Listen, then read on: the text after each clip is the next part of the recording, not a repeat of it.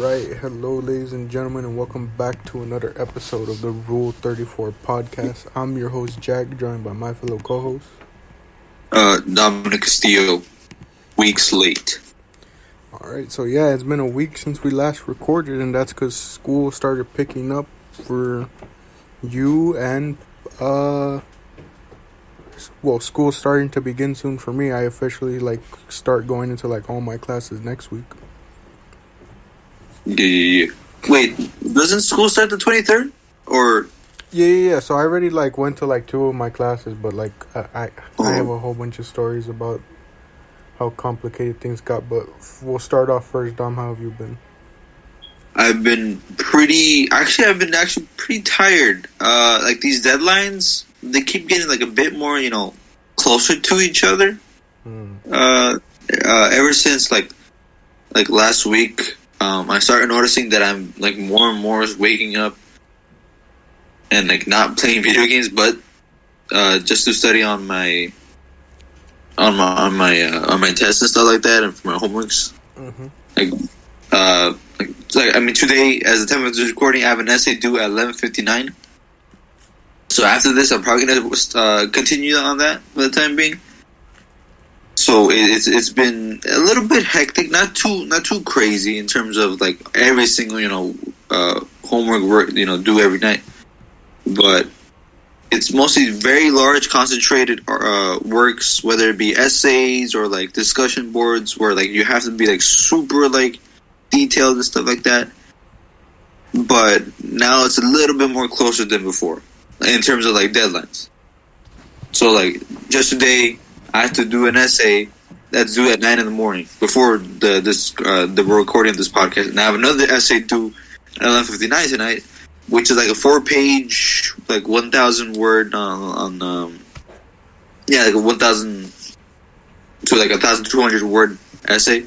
And so far it's going so well, but the deadline's already here. I'm kind of not panicking, but it's a bit hectic. Just a little bit, not too much. Yeah. But yeah.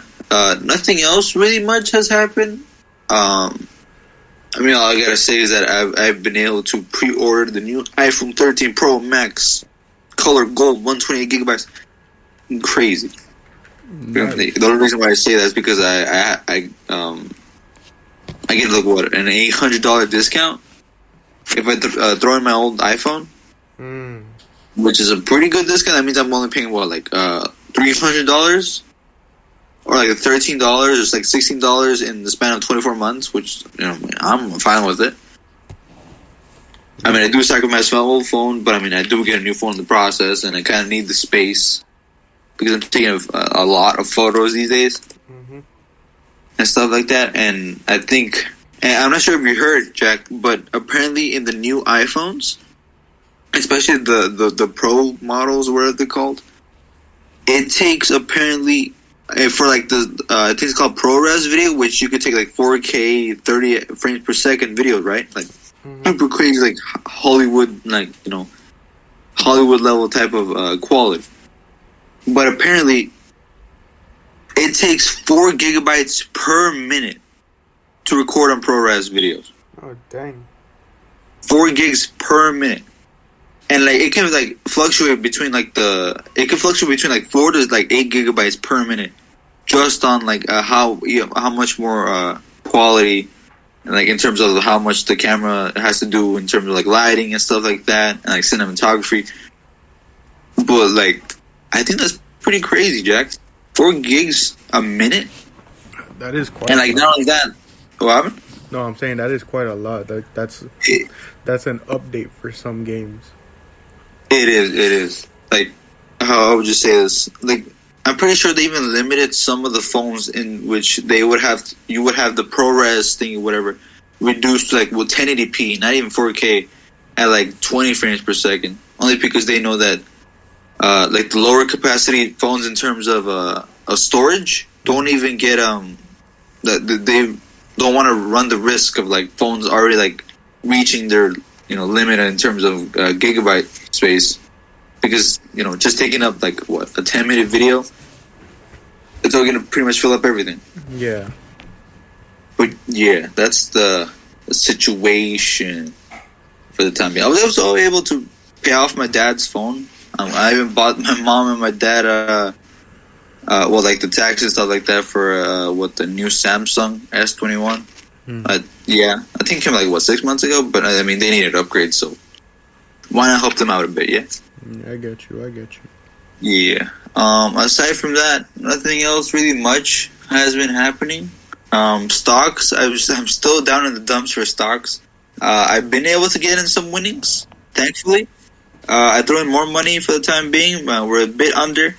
I'm still analyzing the market for the time being. I haven't talked about it in a good while, but I mean, I'm still in the game, kinda, per se. Yeah, well, just be careful. As we always advise you, just be careful. Obviously, stocks is, you got to know the risk and run the risk. But even then, just be wary and know when it's time to, just pull out, even if things aren't looking good. True that. Did you know also, Jack, that in 3 months' time, 2020 is gonna be 2 years ago, bro? Yeah, that's crazy to think, huh? It's crazy that at the start of 2020, we all believed that we were gonna go at war with North Korea. I think. Oh yeah, freaking World War III memes. Oh man, those were good times. Yeah, that was crazy. What's it called? So I do want to get into today's topic, but first we obviously gotta cover what's been going on with me. Yes, sir. I had a doctor's appointment last Saturday, and some pretty scary stuff because every time we go we do X-rays, and literally right before we went, I was getting ready, and my dad was like, "Hey, your left leg looks like really huge and swole compared to the right," and he was like, "It makes sense. So you've been walking on the left leg all this time, right?" Right. Like you look at it and you could physically tell that the left leg, like the calf and stuff, is huge, and when you look at it, it's more firm than the right. Like the right is kind of all flabby in a sense, right? And the left is all swole and stuff. So I was like, that's interesting. And then we get the X-rays, and it was scary because it was the X-rays showed just how weak my bone was in the right leg. It was all fragile because I haven't been able to walk. So I've started to walk. I've started to walk on it, walk on my foot flat, get its strength back up. I have this little machine, pedaling machine, right? And I'm using that, because that's also gonna help strengthen my leg to get it back to used to walking. Yeah. But that's always gonna take months to fully recover, right? And really get me comfortable back to walking again. Right. And I only bring this up because I signed up for 3 classes. 2 of them, the lectures were online, but the sections are in person. I think I told you about this, Dom, right? The sections were in person, and then one class was fully in person, both lecture and section. Yeah. It was a science class, so it was lab. And so I just emailed all 3 of the professors saying what should I do. The science one, it's understandable. All the labs are in person, so there would be no way for me to do it online. So I had to drop that one. The other one, as Dom knows, I had emailed the professor, and this man decided to bring up his own surgery as if it related anywhat to my situation. But I won't go too much into that. I don't like being negative, but so drop that class. And then the other one, the professor had originally asked me for my TA's name, making it seem I'm going to be able to do the section online. Because it's just a discussion section. And it's weird. They had put up the first quiz online and just said oh, you can turn it in person. So I was okay, cool. They'll probably make it that they'll just give it to me and I can do it online and email it to the TA, right? Right. And anything else, because apparently there's going to be a presentation too. It's I could just record that. I've done it for previous courses, right?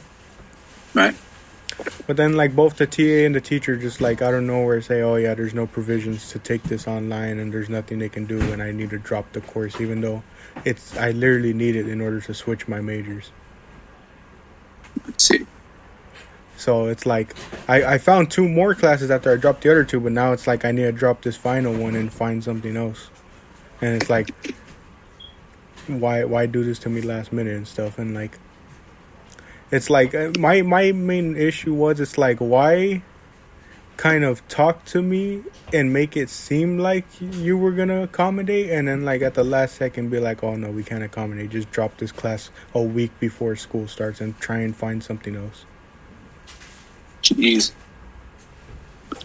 So and that really annoyed me. Right. And what happened afterwards? I'm still looking for a class. I'll probably have it found by like tomorrow, because I'm still I'm just trying to like evaluate everything. Right. But I don't want to be negative Nancy, but aren't like classes already like filling up and stuff like that, or aren't there like classes? Oh my bad, like classes you could take that are like weeder classes in which you could like put yourself on a wait list, but like over time, you know. Yeah, that's why I'm looking, because it's like there's still, surprisingly, like even a week before, there's still classes that have like a lot of open space. But right. the thing is, I'm trying to find like fully online, not, you know, oh, the lectures are online, but you got to go in person for the section and stuff. Right. Like I can't do that. I need to find like fully online stuff. And the website doesn't help, because it lets you like search for online classes, but again, it will show you, oh, a class is online, but its section has to be in person and stuff. Jeez. And not only that, I'm having to consider, you know, well, what are the classes I need to take for my major so that I can continue making progress towards it, you know? Right. And so it's just like a bunch of annoying filler stuff that I have to get through. And like let's say, let's say unfortunately, you know, you can't find the class. What would you have to do? Like you have to like make up some sort of, not excuse, but like you would have to like present that you physically cannot attend in-person class to like, I don't know, the dean or like to like professors. I have a referral, that's the thing. Or referral, yeah. Like a doctor literally gave me a referral, and yet like, I don't know, like the way these people are making it seem, they're making it think like I'm like lying to them. So I don't know. I'm still searching for like courses. I'm still doing my research into like how the professors are, because like it's like you find some courses that like are open, but then it's like all the reviews of the class and the professor are terrible. Right. And it's like I get, you know, people will try and tell me just take what's available. It's like I'm not gonna take a class where the professor's terrible and everyone's saying like they freaking like failed it, you know. Jeez, yeah, you got a point. So it's like I'm just evaluating what I'm doing. Really annoying, really just leaves a bad taste in my mouth and stuff. Right. If I were you, this is gonna sound stupid, but like I feel like you could like try like search a message board, like, you know, Reddit, you know, hoorah from Reddit. Well, because I'm pretty sure like a bunch of students there are also talking about I'm not sure about for UCLA, but for Berkeley, there's like a bunch of like Reddit boards that are talking about like specifically exclusive just online classes, like for like international students and like stuff like that. So like UCLA got something like that. Maybe they also got like a list where it's just all online exclusive. Yeah, I'm still doing my research. I know I don't have much time, but I'm trying to be like really precise and like evaluating with it, you know, because I don't want to just pick some random class and it's like I end up failing it, you know. Right. Like, I want to pick a class that not only has like good reviews, but like it fits my schedule, workload, and like is gonna, like I'm at least gonna be able to pass, you know. Right. Do you know when's like the deadline? Sometime in October, I believe. But like I need to get it soon because first week is next week, so it's like. Oh, right. So it's like I need to find something, because it's like if I don't find it like before, it's like I'm already have missed like a weekend or two of like a course, you know. Right. That's why I said I'm just like doing as much like research as I can. Oh, we should look in that, Jack. I think my only tip for this one would be Actually, I don't even know if I have a tip. But It's one of those just take it day Yeah. by day, wait and see what happens type things. Yeah. 'Cause I don't know. I maybe things might get like easier when it's like fully in person, but like right now it's like college has been super annoying and frustrating. Not any Yeah. different than freaking previous years of school, because I think you and I can both attest that like just how much we've hated school, but still continue going through with it. It is what it is. Yeah, it is what it is if you want to make a living in this life, sadly. But we'll move on to more positive things for today's topic. A little bit of a flashback to those who maybe listened to when we were at the school. If you remember, I don't think we did like a necessarily like tier rank, but like I know we discussed like in length about it. Yeah. With Ricardo on there. It was you and I and him talking about, you know, the Zombies franchise within Call of Duty. And so I thought, why not like kind of come back to it and do like a full on tier list with Dominic, like again us two again, but this time like actually put it like physically like onto a list. Yeah. So not much explanation to go. This is, of course, so as always, biased in our opinions. You know, if not everyone's gonna agree with us, and we don't even agree with each other sometimes. But it's always cool to see what one another thinks. And I think our criteria is mainly just gonna be just what maps we like had the most fun playing and stuff. Yeah, like the nostalgic factor. Yeah, nostalgia factor is definitely playing heavy influence into this. But so let's start it off. First map, Dom. I'm gonna go with what you got. I'm assuming we're gonna be beginning with Blood of the Dead. Yes. Okay. All right, Blood of the Dead. This is from Black Ops 4, and I tried finding a tier list that it had the ones from Cold War as well, but I literally couldn't find any like good ones other than this one. So this is what we're stuck with: Black Ops 4 to to World at War. And Yeah. there's like a ton of maps that I don't know, so I don't know if you've ever played them, Dom, but like I put them all at the bottom because I didn't remember playing them. Yeah, there's some that I don't know either, but I'll just point that out as we go. Yeah, but so Blood of the Dead, this was Black Ops 4's like starter map, right? This one in 9, right? I don't remember. I'll be honest. I'm pretty But there sure were they were like yes. the Black Ops 4 starter maps, you know, kind of like how Kino and 5 were. Yeah. But so Blood of the Dead was like, how would you say, like a modern version of a Mob of the Dead, right? Or like, I don't really know what it was. All I know is I didn't like enjoy it as much as like Mob of the Dead.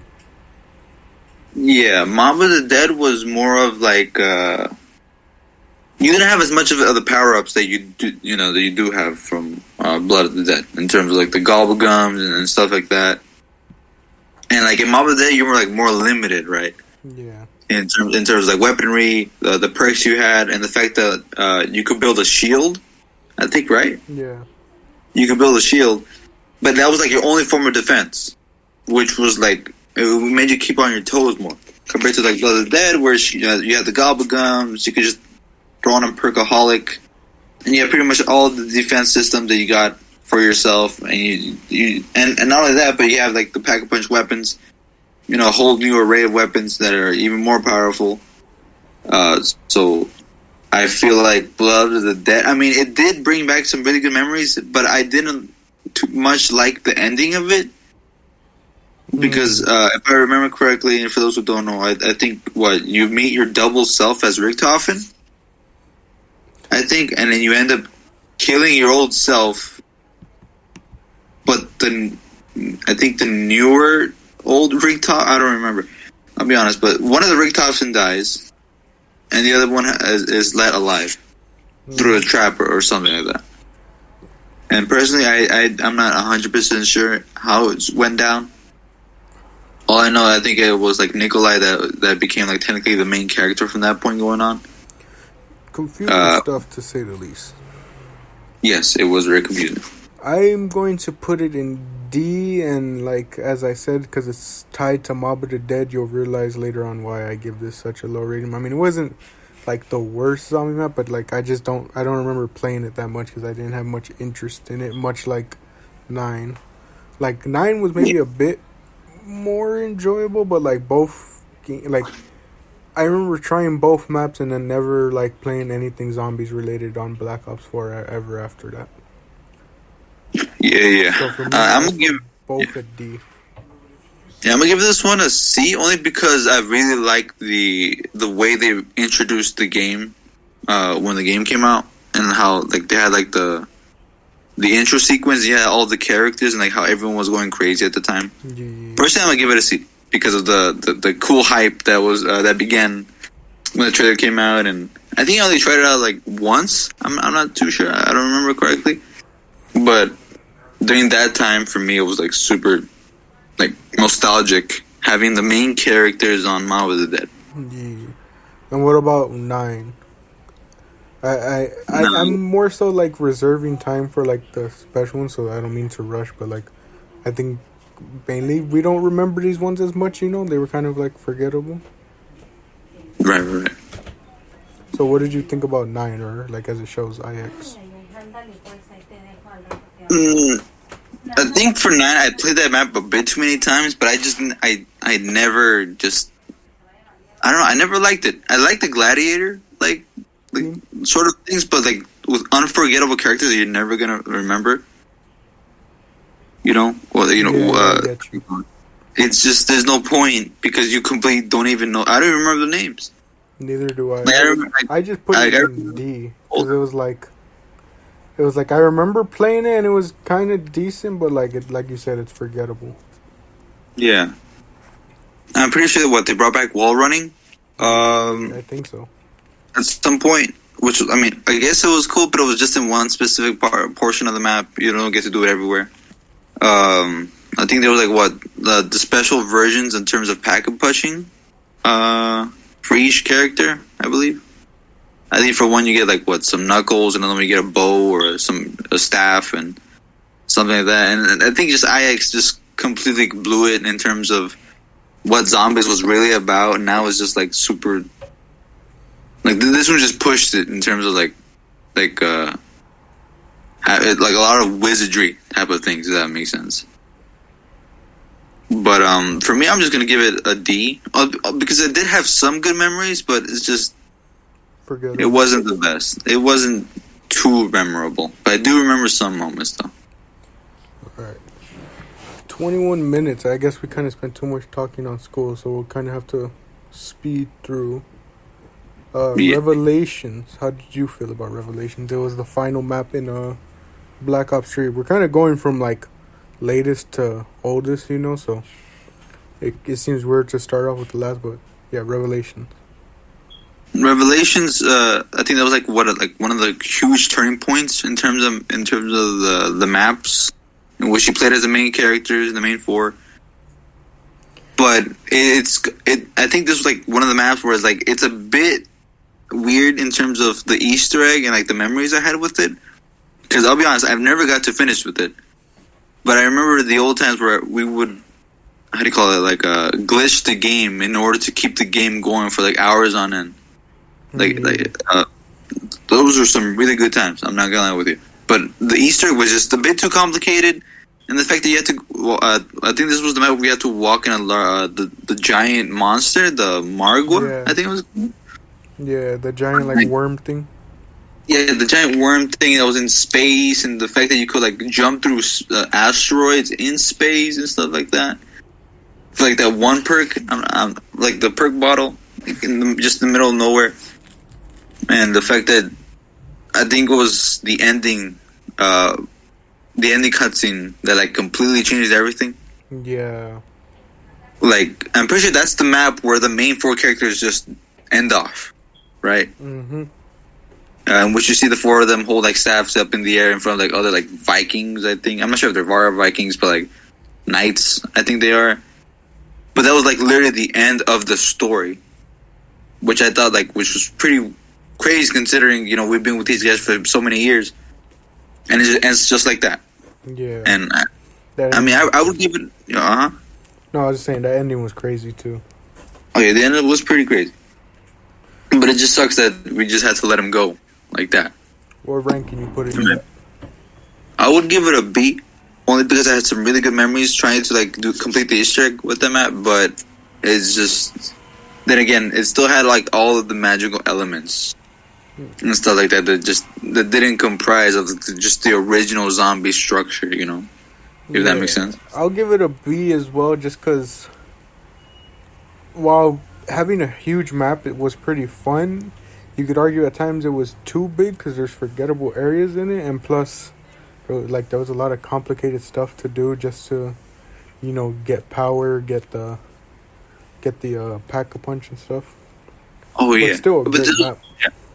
Yeah. I mean, not only that, but this was also the map that had every single map all packed into one. Yeah. That was pretty cool. Not gonna lie. The next map is Gorod Crovy, and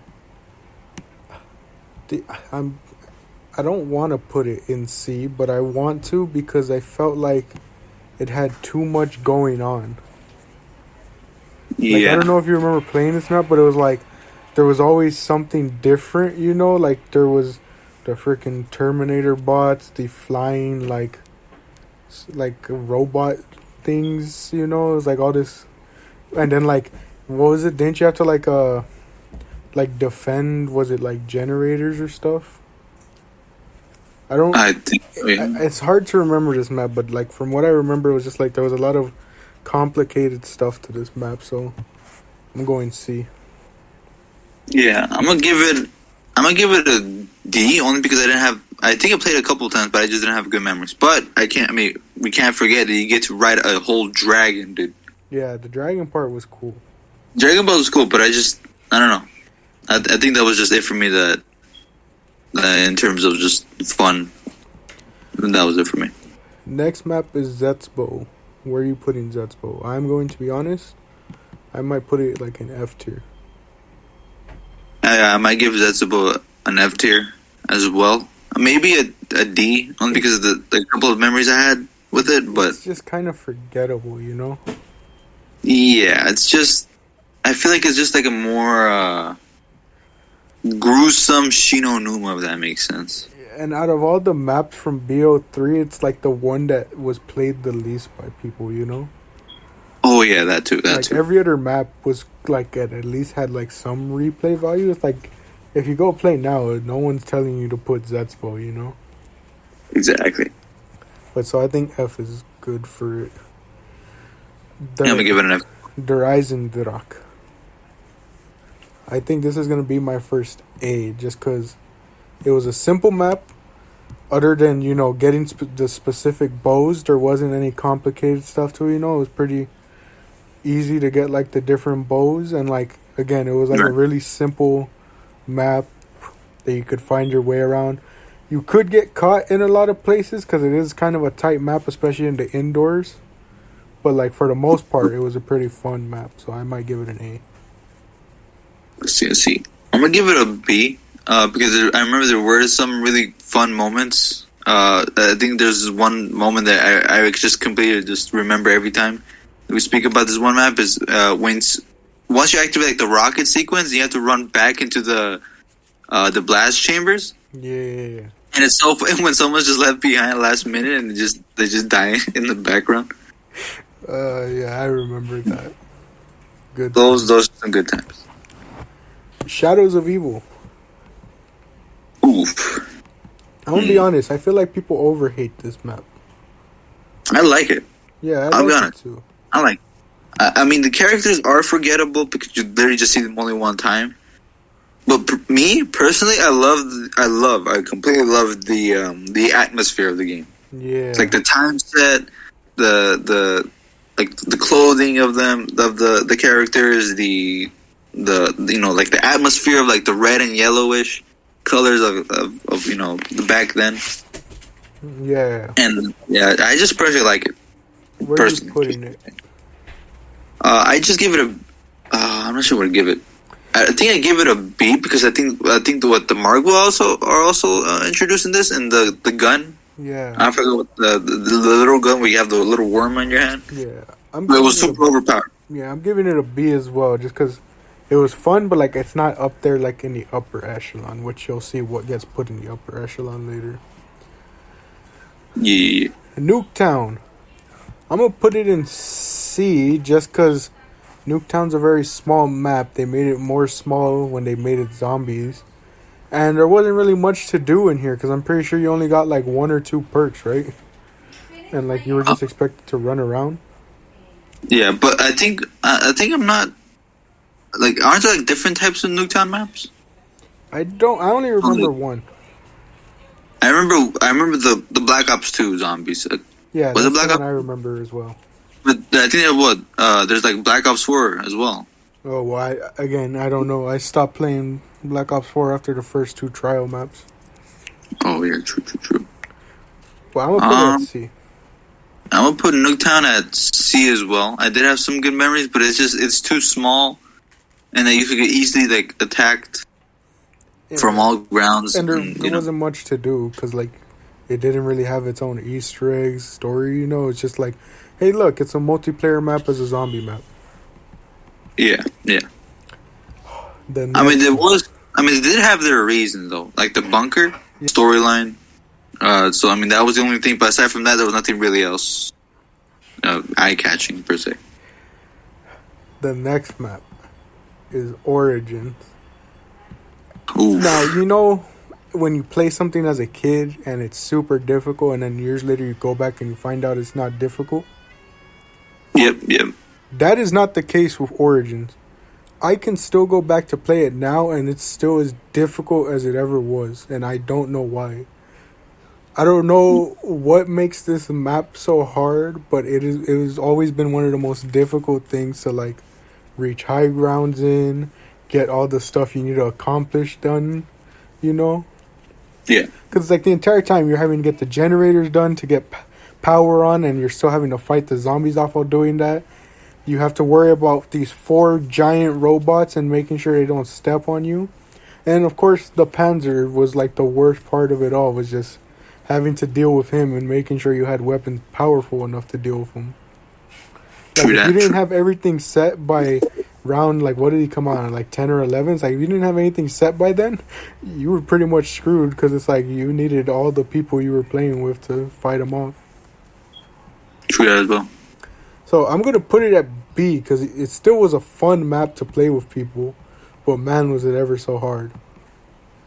Yeah. And plus, that ending cutscene for the Easter egg was, at the time, you remember how mind-blowing that was? That was pretty... Like, it was all revealed to be like a game of Samantha and I forget... did they ever give the guy's name? It was Rick... Oh, no, not Richtofen. Wait. I don't remember. I don't remember. It might have been... No, I don't think it was Max's. Wasn't it? Wait, who was it? Honestly, I don't remember. But yeah, ending cutscene was crazy. It was.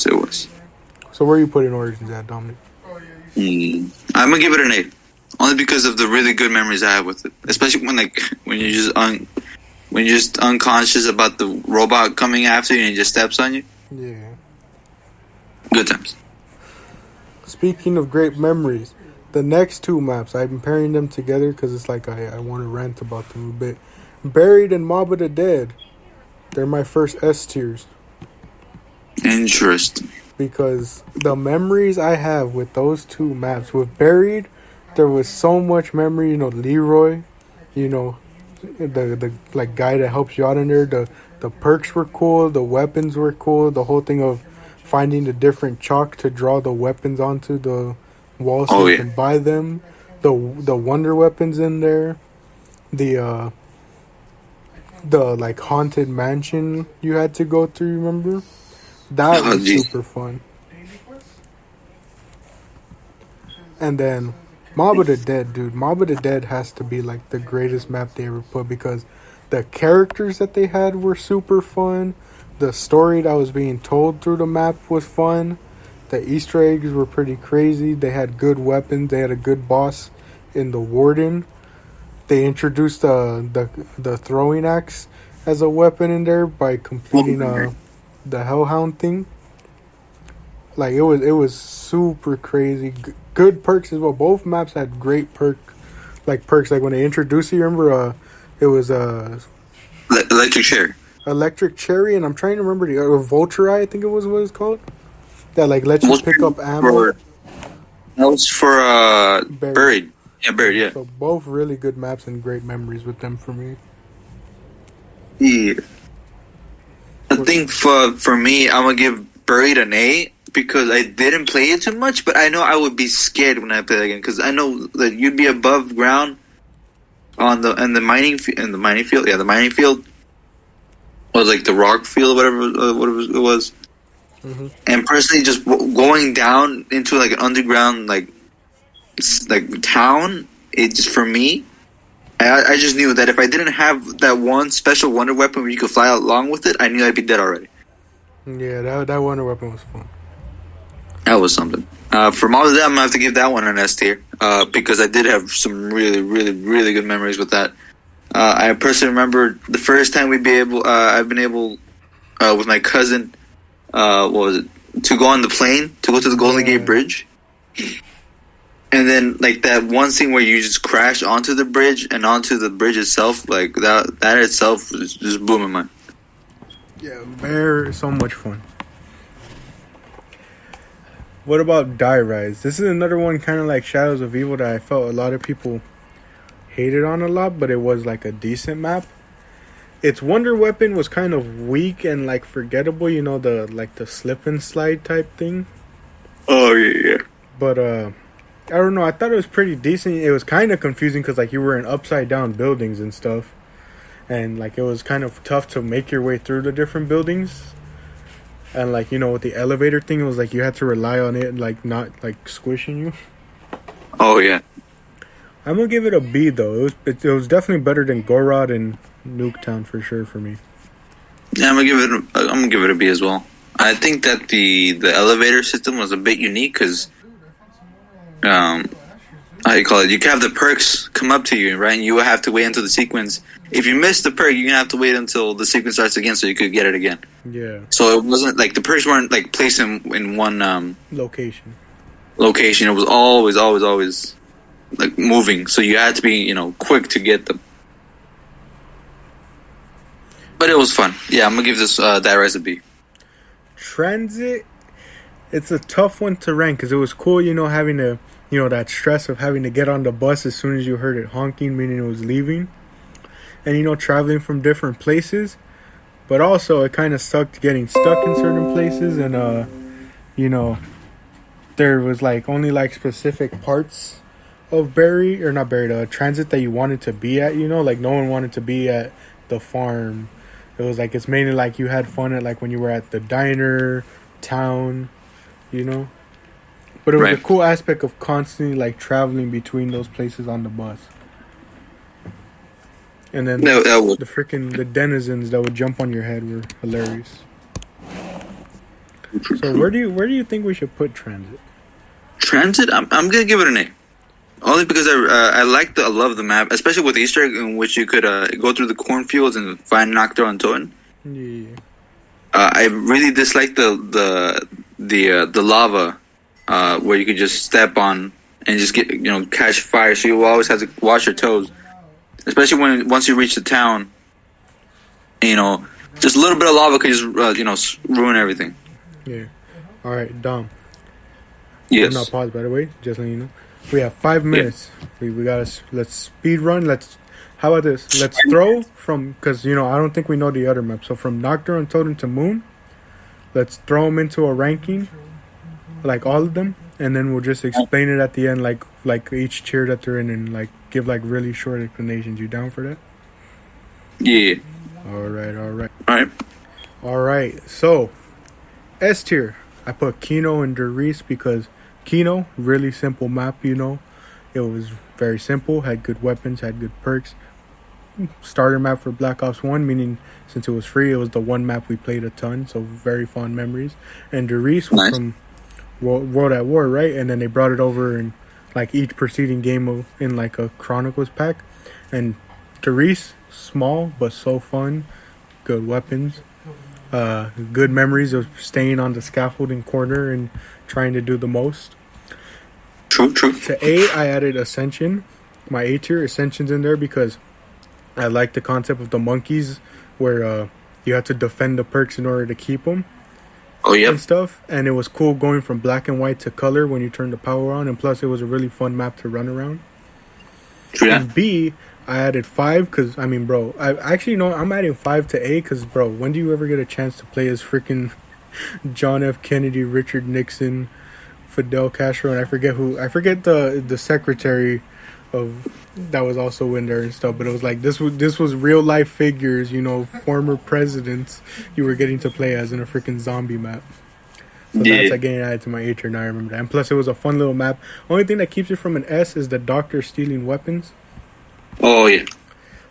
B tier, I added Moon just because it was like it was cool, but like if you didn't fix the excavator stuff, you got stuck on one half, True. And then I added Call of the Dead because I personally really enjoyed it, but I just hated the fact that George Romero wasn't a killable character. Like he kept coming back, and so you had to constantly deal with him. True. C, I added Varrock because it had the cool concept of players being split up, but like other than that, it was a small map with nothing much to do. Because when they were making these zombie maps in World at War, they didn't think about story too much. Right. Shino Numa's in my F tier because it's just it's a forgettable map. And D tier I added Knock because I mean it's cool, but like it's literally just one small room. Yeah. All right, Dom. 2 minutes 40 seconds. All yours. We got time. All right, on the S tier, I threw in 5 because of the presidents, and not only that, the voice lines were pretty funny. The only reason I still gonna put it at S, but I didn't like the fact that the doctor would steal your weapons. But the wolf was the ice gun. The wolf gun was introduced, which was pretty cool. PogChamp. S tier, Kino the Toten, absolutely fun. The Bowie knife was in there. The teleportation and all the little Easter eggs were fun. Darius was really good. Teleportation was first introduced here. The catwalk was always really fun to camp out with. Moon S tier as well, only because of the Easter egg and the fact that you could float and stuff like that. 2 minute. Also, we got time. Varrock, super scary map. I remember playing this the first time with headphones on. Very spooky. Nocturne Tone, the first starter map, dude. No perks, just one box, and you're dead. For A tier, I have Classified, which was basically 5 again, I think, but it was just with the main characters, which was pretty fun. Transit, good times. The bus, good times. Call of the Dead, I really like the fact that threw in the cold factor that you could freeze to death, which is pretty fun. Shinonuma as well, with the fact that you could be slowed down by the muddy waters. Not only that, the music Easter egg was really cool and fun. For B tier, I have Shangri-La. I really love the intro. In terms of the game and the fact that you had to do some specific tasks just to open up the mystery box. Funny enough, I'm going to put Zombies and Spaceland. I remember the first time playing this, it was kind of fun with all the references and stuff like that. I think if you played as a nerd, you would have to slap the zombies. You didn't use the butt of your guns. You would just slap them. Good time. For C tier, I'm going to put in Ascension. The only reason I say that is because after sending the rocket, there's no really other incentive to keep going, if that makes sense. I remember sending the rocket, having to destroy it with the ray gun, I think it was a ray gun. But after that, you don't really do anything else, except, I guess the fact that they threw in the Gersh device, I'll bring it back, Ascension to a B. Yeah, that's all I got. Every other map, I think I left other 16 maps, only because I've never really touched them. Well, thank you all for joining us for another episode of the Rule 34 podcast. I'm your host, Jack, joined by my fellow co-hosts. Just here. All right. Thank you all for joining. We'll see you in the next episode. As always, if it exists, we have an opinion on it. Thank you. No intro. We'll see you in the next episode.